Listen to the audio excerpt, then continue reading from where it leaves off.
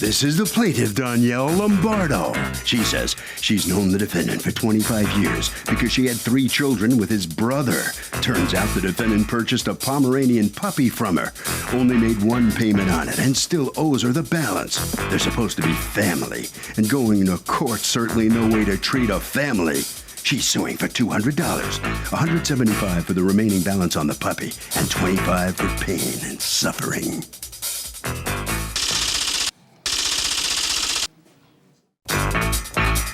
This is the defendant, Willie Coleman, also known as Willie Washington. He says the plaintiff refuses to provide him with the puppy's papers, and when she does, he'll resume his monthly payments. The plaintiff's a little crazy. She even went buck wild on him, slandering him and his daughter on Facebook, and if you ask him, he's the one who's going to be owed money at the end of the day. He's accused of pooping out on puppy payments. The defendant has filed a countersuit for $1,500 for slander. Danielle Lombardo? Yes. You are suing Willie Coleman, a.k.a. Willie Washington, for $200. The balance that you say was owed to you, plus some pain and suffering, on the sale of a dog. You are counterclaiming against her $1,500 for slander. Okay, tell me what happened, Ms. Lombardo. I've known the defendant, Willie Washington, since I've been 17. I'm 44. I have 3 children by his younger brother. We're family, so I thought. He found out that I was selling Pomeranian puppies. And at the time, which was maybe about a year ago, he wanted to buy one. He couldn't afford one at the time. They were $500. Time went on, and I had this business with my ex-husband. Not his brother? No, not his brother. My ex-husband. Okay, which came after his brother? Yes, yes, came after? yeah. Okay. My kids are 20, 22, and 24. Yeah, got it. That was long gone.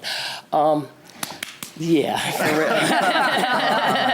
But I still kept the uncle, right? So anyway, the relationship ended with the ex, so we still had the business with the puppies. I moved out the ex's apartment in June to my own apartment with my 2 daughters, his nieces. It so happened that my ex had to move out of his apartment. He had too many dogs in the apartment. I had 3 at my apartment, and he had like about 5 puppies. What we do is we split the puppies up. He sells half, and I'll sell half. I usually get the majority because I do most of the work. So you still have this business with him? Actually, right now, no, it's really not. Okay. It's not going too good. Things aren't going well with the ex? No, it's not. There's 2 puppies left. Now, at that time, you are working together. Yeah, we still have it. Yeah. Right. But I called him and I told him that I'm willing to sell him a dog for $200. For $200. For $200. Okay. He agreed, and November 8th, I brought the puppy over to his house. That next week, he gave me $25 towards the dog.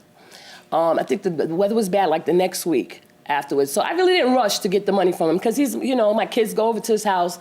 I didn't really feel it was really a rush for it. A week prior to him giving the money to the ex, this is my boyfriend. Okay. Right? Now, what happened was, what caused the problem is that he moved in December. So the ex caught some feelings behind that. So what he did is he went behind my back and found out his apartment and got the money from Willie. Okay, hold on. So her But before ex, that... Wait. Yeah. I want to hear exactly how that happened. All right, so her ex goes to your apartment, and do you know that they're having the drama over the new boyfriend who moves in, or you don't know that? I don't know that, and actually, her and the ex brought the dog to my house when they first initially brought the dog. Okay. So actually, I have nothing to do with their personal business. Okay. Just something that we're working out, that's all. Okay. Is it accurate that the 2 of you brought the dog over to him I brought the dog to his apartment. The ex drove me to the building. Okay, and and what are you saying? He's never been to the apartment. Are you saying he stayed in the car and you brought the dog? He stayed in the car, I brought the dog upstairs. Is that how it Yes. happened? All right, so now the ex contacts you, and you don't have the papers for the dog yet at that point, right? Yes, ma'am. Okay, and so he contacts you and says what? I'm coming over? Actually, he came, my daughter was walking the dog one day, and when she came back upstairs... No. Okay, go ahead. When she came back upstairs, her ex came behind her. So I want to know, what's going on with the guy.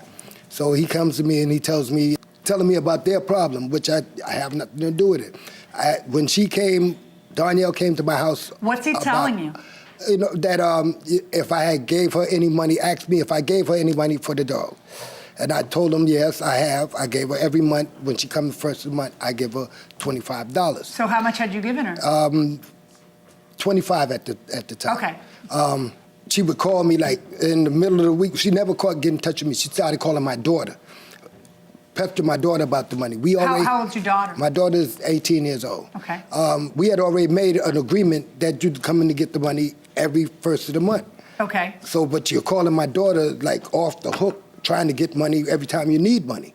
I told them both, even when she came by the first time, I said, I'm not giving anybody any more money until I get papers for the dog, because I have to get the dog shots.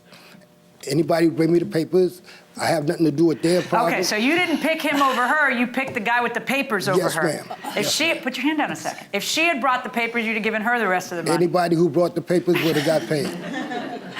Didn't you feel like a little bit bad because that was your former sister-in-law? Like maybe... We don't have a great history. You okay? never had a great history with her? Yes. Okay. Never had a great history. So the answer to my question is no, you didn't feel bad. No, I All didn't right. feel bad. All right, so then now you go to collect, and how is it you find out Okay, that first this of all, happened? I want to just go back a minute. Me and my boyfriend were at his house the week before he gave the money to the ex, watching the basketball game. True or not true? True, why she came to try to get money. I came by, yes, because you know what? I didn't have I wrote down the wrong house number because his phone was off, so I called his And daughter. then they stayed and watched the game? And we watched the game. All right, and whatever. So let me just ask you a question, though. There's two business people Yeah. who I make a business deal with. Right. Those two business people, after I make a business deal with them, are squabbling, okay? And they are both part of the business. Technically, I owe them both. I owe the business the money, not really one or the other. And then one of the business people comes and has what I need, which is the papers. You know, here's the rest of what you bargained for. So give me the rest of the money. What did he do wrong? If you feel you got cheated out of half the dog or 60% of the purchase price of the dog or whatever else, why aren't you suing your business partner? What did he do wrong by giving one of the business partners, finishing paying the business? What did he do wrong? So does the defendant have a right to stop paying until the plaintiff produces the papers? Yes, of course they do. That's what they paid for. But there was no specific deal that you don't have to pay until you get the papers. Okay, you're looking at me with glazed eyes. What do you think? I think that because the guy promised the girl that this was AKA certified, the dog's obviously worth more, and It's the essence of the deal. It's the essence, exactly. Gotcha. Going inside the courtroom. You know what I thought, Your Honor? Because he's talked about we don't have a great history. Like I said, we were just at his house looking at the basketball game. I thought that since we were family, that he would have the respect enough to call me. I didn't. Totally. I totally agree with you. That's what hurts me the most. That's great, and but why it's I not a brought him legal here. premise to make him pay twice. I totally agree with you. Out of respect for his nieces, and any nephews or just nieces? Niece and a nephew. Nieces and a nephew. Out of respect for the history you had with his little brother, out of Exactly. respect for all that, I would have said, listen, I'm having this problem. I don't know who to pay. You know, I don't want to, you know, instead of looking at me and saying, well, we never really got along. Yes, but all that little moral dilemma you have going on and the hurt that you may feel over that is irrelevant to the contract.